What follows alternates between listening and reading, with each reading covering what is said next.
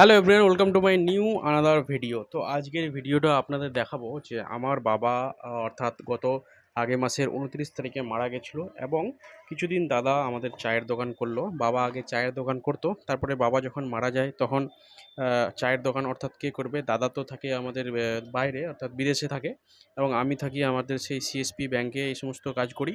তো বাবা এবং মা দুজনে মিলে এই আমাদের দোকানটা করতো। ছোট্ট করে একটা দোকান, টাটির রুম করা ছিল আর অনেক কিছু জিনিস ছিল, ঠিক আছে? তো আমরা ফাইনালি ডিসিশন নিলাম যখন বাবা নাই, তো দোকানটা আমরা সব খোলায় নিয়ে বাড়িতে নিয়ে চলে আসবো, ঠিক আছে? যা যা দোকানের জিনিস ছিল সমস্ত কিছু নিয়ে বাড়িতে চলে আসবো এবং সেই যে জিনিসগুলো সেই জায়গাটা যার রয়েছে তাকে আমরা সেই জায়গাটা দিয়ে দিব। তো এই ছিল বাবার ছোট্ট একটি দোকান, দেখতে পাচ্ছ। এবং আমাদের সেই মহম্মদপুরে সবথেকে বেশি আমাদের এই দোকানের লোক হতো। দুঃখের বিষয় বাবা মারা গেছে আমার, যার কারণে আপনাদের এই ভিডিওটাও আমি বানিয়ে রেখে দিচ্ছি, আমার সেই ইউটিউবে থাকবে। কারণ অনেক দিন হয়তো চলে যাবে, চলে যাওয়ার পর হয়তো আমাদের মনে পড়বে যে হ্যাঁ, বাবারও একটি দোকান ছিল। দোকানটা ওই জন্যই আমি ভিডিওটা বানিয়ে নিয়েছি, কারণ অনেক সময় আমরা যখন দেখতে চাইবো যে বাবার একটি ছোট্ট দোকান ছিল, তো দোকানটা এই টাইপের ছিল, তখন আমরা দেখব। তো এই যে দেখতে পাচ্ছেন আমার ভাগিনা সামিউল, সে টালির উপরে চড়েছে অর্থাৎ ছাদের উপরে চড়েছে। সেখান থেকে কিন্তু সে উপর দিয়ে মাটকাগুলো নামাচ্ছে, নামিয়ে প্রত্যেকটি টালি আমাদের নিচে নামাতে হবে, নামিয়ে সেগুলো আমরা ভ্যানে করে বাড়িতে নিয়ে যাব। আর এখান থেকে যত সমস্ত বাস রয়েছে, টাটি রয়েছে, সমস্ত কিছু আপনাদের এটা খুলাবো আমরা, এখানে এখানে খুলাবো আর আপনারা একটু ভিডিওটা দেখবেন। তার সঙ্গে আপনাদের এটাও বলে দিই যে এই যে সামিউল রয়েছে, এনার কয়েকদিনের মধ্যে কিন্তু বিয়ে হবে। আর এই যে দেখতে পাচ্ছেন, এটা আমার হচ্ছে বড় দাদা, তারা আমি করছি ভিডিও। আর গ্রামের আরও কয়েকজন ছিল, সাহিল, মুন্না, ফেরদৌস, এই সমস্ত সময় মিলেই আমরা কিন্তু এখানেই করেছিলাম। হঠাৎ করে দেখলাম যে একটি সাপ চলে এসছে আমাদের সেই রুমটাতে। তো সাপটা যখন চলে এসছে, তো সামনেই একটি পাটের ভুঁই ছিল, ঠিক আছে? সেই পাটের ভুঁইয়ের মধ্যেই কিন্তু সেই সাপটা বেরোয় আমাদের কিন্তু দোকানের সামনে চলে আসলো, ঠিক আছে? এই যে দেখতে পাচ্ছ, বড় ধরনের একটি কিন্তু সাপ ছিল। সেই সাপগুলো কোনো বিষ ছিল না, অর্থাৎ আমরা গ্রাম্য ভাষায় এগুলোকে খরিশ সাপ বলি। এই যে দেখতে পাচ্ছ, ঢর সাপ, খরিশ সাপ, এই সমস্ত সাপগুলো বলি। তো সাপটার মেরে কোমরটা ভেঙে দিল।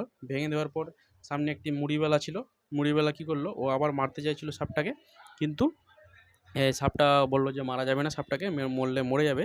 তো এইভাবে কিন্তু সেই সাপটাকে আমরা এদিক দিয়ে ওদিক করে দিলাম, ঠিক আছে? তারপরে এই যে সামনে রয়েছে, এদিকে মুড়িওয়ালা রয়েছে, আমি পিছনে চলে আসছিলাম, কারণ মুড়িওয়ালা একটি লাঠি নিয়ে এসেছিলো এবং আমাদের উপরে ঝিঁকে দিচ্ছিল সাপটা। তো আমরা চলে আসলাম, জিন্দা সাপটা ছিল, আর সেই সাপটার কি রাগ, সেই মনে হয় পেলেই কাউকে কামড় দিবে। তো এইভাবে করে আমার উপরে সেই ছেলেটা আমার উপরের দিকে একদম সাপটা ঝিঁকে দিয়েছে, ঠিক আছে? এই যে এইরকম কিন্তু সাপটা আমার বেঁচে গেলাম আমরা, নাহলে কিন্তু আমার উপরেই পড়ে যেত সাপটা। তো দেখতে পাচ্ছ সাপটা, এত বড় সাপ একটা। তারপরে সাপটাকে আমরা সেইখানে জঙ্গলের মধ্যে ফেলে দিলাম। ফেলে দেওয়ার পর আমরা এখানে আবার সেই নিজে কাজে লেগে গেলাম। দেখতে পাচ্ছ এই যে আমাদের সেই ছোট্ট রুমটি আমরা এখানে কিন্তু ভেঙে দিচ্ছি আজকে। বাবার সেই যে স্মৃতি ছিল, সেই বাবার সমস্ত স্মৃতিগুলো আজকে আমরা ভেঙে দিচ্ছি, কারণ জায়গাটা এটা অন্য একটি ভাড়া নেওয়া ছিল এবং মাসে সেখানে 800 টাকা ভাড়া লাগছিল। তো যখন আমরা দোকান করব না, তো এই দোকানটা লিখে লাভ নেই, যার কারণে আমরা কিন্তু এই দোকানটা এখান থেকে নিয়ে চলে যাচ্ছি এবং আপনাদের দেখাচ্ছি যে কীভাবে বাবার এই সেই ছোট্ট দোকানটি ছিল। তো বাবার এই দোকানে আমরা বেশি কিছু আয় করতাম না, জাস্ট শুধু এখান থেকে বাজার টাজার হতো এবং হাট আর আমাদের হতো, বা পার ডে আমরা যে সকালবেলা বাজার করি সেই বাজারটাও এই দোকান থেকেই আমাদের হতো।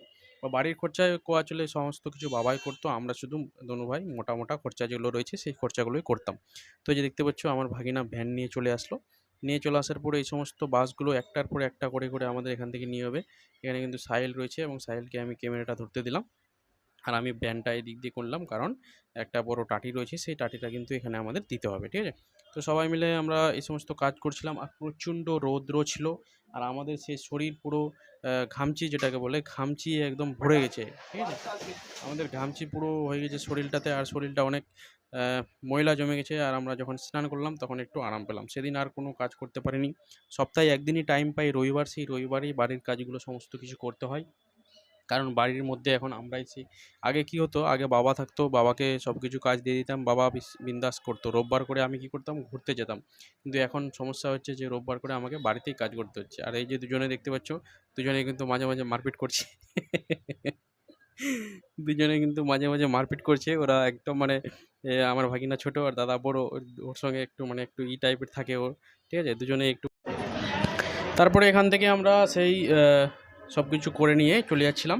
তো দুটো ভ্যান নিয়ে এসেছিলাম, আমাদের পাশেই গ্রামের কিন্তু একটি ভ্যান রয়েছে, সেই ভ্যানটা নিয়ে এসেছিলাম।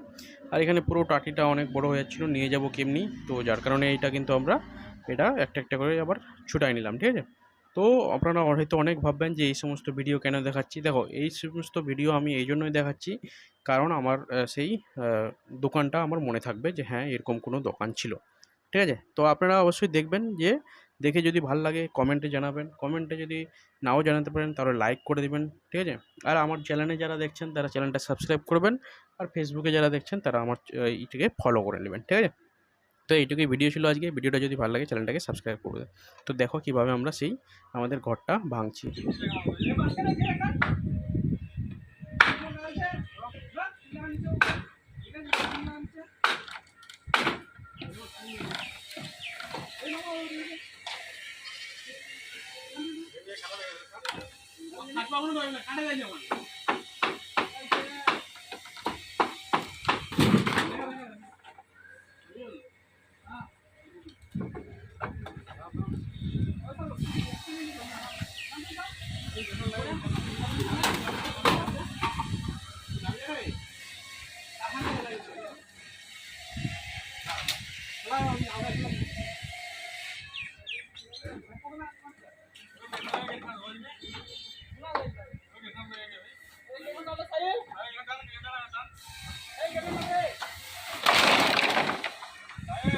হুম।